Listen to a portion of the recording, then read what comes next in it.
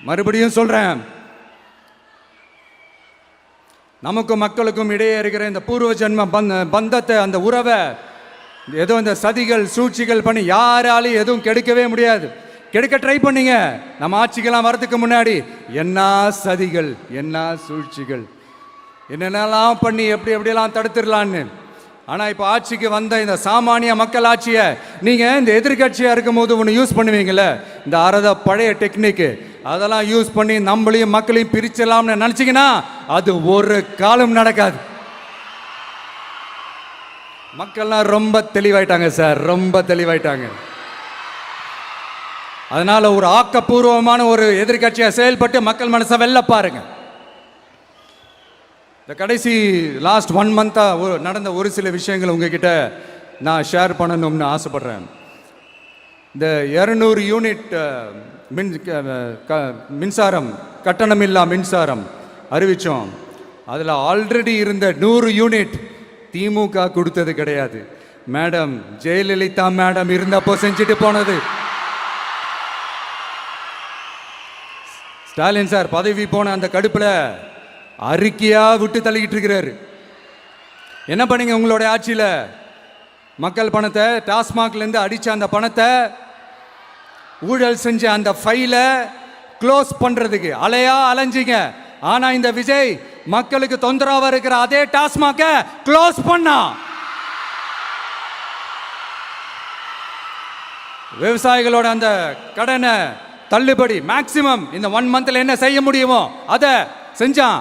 நீங்க தான் அந்த நிதி சம்பந்தமா இருக்கிற எல்லா கேட்டையும் லாக் பண்ணி வச்சுட்டு போயிருக்கிறீங்க. அதை சரி செய்ய வேணாமா? அதை ஒழுங்குபடுத்த வேணாமா?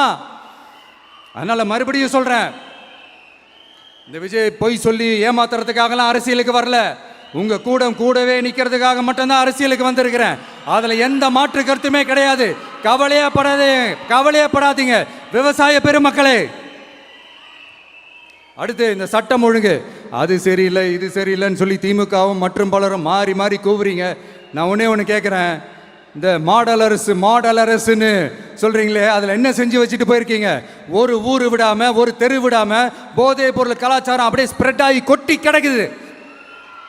அது அப்போவே இனிஷியல் ஸ்டேஜ் அதை நீங்கள் கண்ட்ரோல் பண்ணியிருந்தீங்கன்னா இத்தனை பெண்களை இழக்க வேண்டிய ஒரு சூழ்நிலை ஏற்பட்டிருக்குமா? எல்லாத்தையும் பண்ணிட்டு பழிய தூக்கி ஏன் மேலே போடுறாங்க. நீங்கள் என்ன பழி நம்ம மேலே போட்டாலும் மக்கள் நிம்மதியாக வாழக்கூடிய அந்த செயலை கண்டிப்பாக இந்த விஜய் செஞ்சு தான் காட்டுவான். அதுக்காக தான் எஃபிஷியண்டான போலீஸ் ஆஃபீஸர்ஸ் நான் அப்பாயிண்ட் பண்ணியிருக்கிறேன். எஃபிஷியண்டான அந்த போலீஸ் ஆஃபீஸர்ஸ் டீம் நான் அப்பாயிண்ட் பண்ணியிருக்கிறேன். பெண்கள் பாதுகாப்பான அந்த சிங்கப்பெண் காவல் படை நெக்ஸ்ட் வீக் அதை இனாகரேட் பண்ண போகிறோம். தப்பு செஞ்சவங்களுக்கான தண்டனை, அதுக்கான சார்ஜ் ஷீட் எல்லாமே ரொம்ப ஃபாஸ்ட்டாக ரொம்ப ஸ்பீடாக செய்கிறதுக்கான அந்த வேலையை செய்ய சொல்லியிருக்கிறோம்.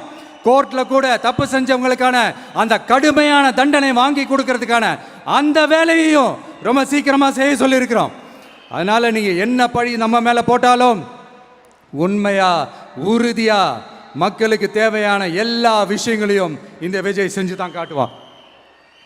இப்படியெல்லாம் நம்ம சொல்கிறதுனால இவங்க என்ன சொல்லுவாங்க தெரியுமா?